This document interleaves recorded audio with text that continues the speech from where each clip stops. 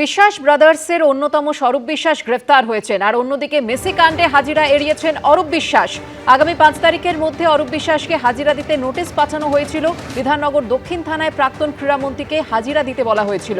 শারীরিক অসুস্থতার কারণ দেখিয়ে হাজিরার জন্য 2 সপ্তাহ সময় চেয়েছেন অরূপ বিশ্বাস। শতদ্রু দত্তর অভিযোগের প্রেক্ষিতে রাজ্যের প্রাক্তন ক্রীড়ামন্ত্রীর বিরুদ্ধে এফআইআর দায়ের হয়। আর এ নিয়ে অগ্নিমিত্রা পাল তিনি কি বলেছেন দেখুন।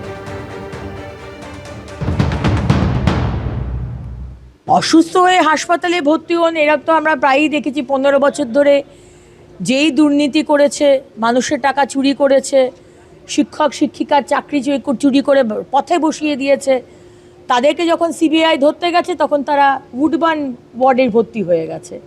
তো এখানে অরূপবাবু, আপনি অসুস্থ আছেন, ডক্টর সার্টিফিকেট রেডি করে রাখুন। কতদিন অসুস্থ থাকবেন? তারপরে তো একদিন সুস্থ হতেই হবে।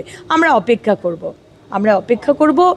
আপনারা যারা যারা অসুস্থ হয়ে যাচ্ছেন, বাংলার মানুষকে যেভাবে অত্যাচার করেছেন, সে মমতা ব্যানার্জি হোক, অভিষেক ব্যানার্জি হোক, অরূপ বিশ্বাস হন, ফিরহাদ হাকিম হন ইয়া শওকত মোল্লা, জবাব আপনাদের দিতেই হবে।